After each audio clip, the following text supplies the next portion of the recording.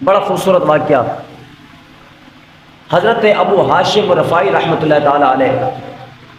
آپ کے بارے میں آتا ہے کہ آپ ایک مرتبہ نا دریا کے کنارے پر کھڑے تھے کہ کوئی یہاں سے کشتی گزرے تو میں اس پر سوار ہو کر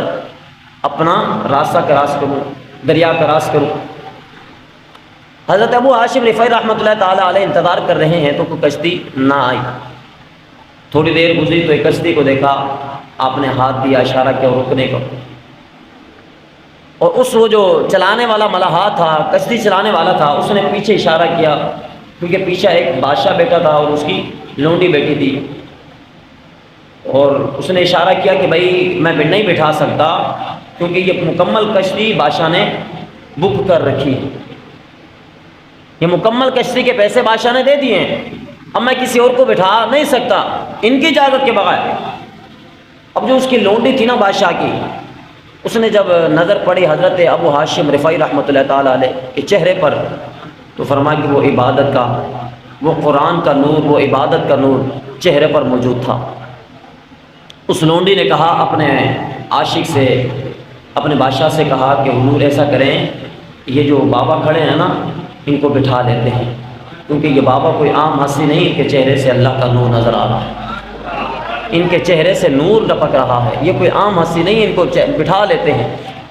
تو ایسا ہی کیا گیا، تو بادشاہ نے کہا کہ بھئی اس کو بٹھا دو۔ حضرت ابو ہاشم رفاعی رحمۃ اللہ تعالیٰ کو کشتی میں بٹھا دیا گیا۔ اب آپ آگے بیٹھ گئے، وہ جو پیچھے بادشاہ تھا اور اس کی لونڈی تھی، اس کے دوسرے جو خادمین تھے وہ پیچھے ہیں۔ اب کشتی کہتے ہیں کہ جب چلنا شروع ہوئی، اپنے منزل مقصود کی طرف روانہ ہوئی، تو بادشاہ نے حکم دیا کہ بھئی شراب کی بوتلیں نکالی جائیں۔ شراب کی بوتلیں نکالی گئی اور جتنے بھی لوگ تھے وہاں پر ان کو تقسیم کی گئی۔ حضرت ابو ہاشم رفاعی رحمۃ اللہ تعالیٰ علیہ وہاں پر آپ بھی تھے، اور آپ کے سامنے بھی شراب کی بوتل رکھی گئی کہ حضور آپ بھی پئیں۔ اور اس کے بعد بادشاہ نے لونڈی کو کہا کہ بھئی گانے بجانا شروع کرو۔ لونڈی نے گانے بجانا شروع کر دیے۔ حضرت ابو ہاشم رفاعی رحمۃ اللہ تعالیٰ علیہ جلال میں آئے، آپ نے فرمایا لوگوں یہ کیا کر رہے ہو، یہ کیا کر رہے ہو، یہ ام الخبائث ہے شراب، یہ فرمایا کہ خباثت کی جڑ ہے، گناہوں کی جڑ ہے، فرمایا کہ اس سے اللہ اس کے رسول نے منع کیا ہے، اللہ اس کے رسول کو ناپسند ہے، جہنمی ہوگا وہ بندہ جو اس کی طرف بڑھتا ہے، کیوں اس کو ہاتھ لگا رہے ہو، کیوں اسے پی رہے ہو؟ تو فرمایا کہ گانے سن رہے ہو، اللہ اس کے رسول نے منع کیا ہے کہ مسلمانوں پر گانے سننا ناجائز ہے، جہنم کا سیسا پلا کر اس کے کانوں میں ڈالا جائے گا جو جہنم، فرمایا کہ جو گانے سنتا ہے یہ کیا کر رہے ہو؟ اب بادشاہ کو جب یہ بات کہی نا حضرت ابو ہاشم رفاعی رحمۃ اللہ تعالیٰ نے، تو اس کے بعد بادشاہ نے پتہ کیا کہا پھر آپ کیا سنتے ہیں؟ آپ نے فرمایا کہ جو میں سنتا ہوں خدا کی عزت کی قسم وہ تم سن لو تو یہ گانے بجانا چھوڑ دو گے۔ اور بھائی آپ کیا سنتے ہیں ہمیں بھی سنا دیں۔ بادشاہ کہنے لگا کہ آپ ایسا کیا سنتے ہیں جو ہم گانے سے، شراب سے دور ہو جائیں گے، ہمیں بھی ایسا بتا دیں، ہمیں بھی سنا دیں۔ تو حضرت ابو ہاشم رفاعی رحمۃ اللہ تعالیٰ علیہ نے آنکھیں بند کی اور ہاتھ باندھے، ہاتھ باندھنے کے بعد قرآن شروع کر دیا، اللہ اکبر کبیرہ،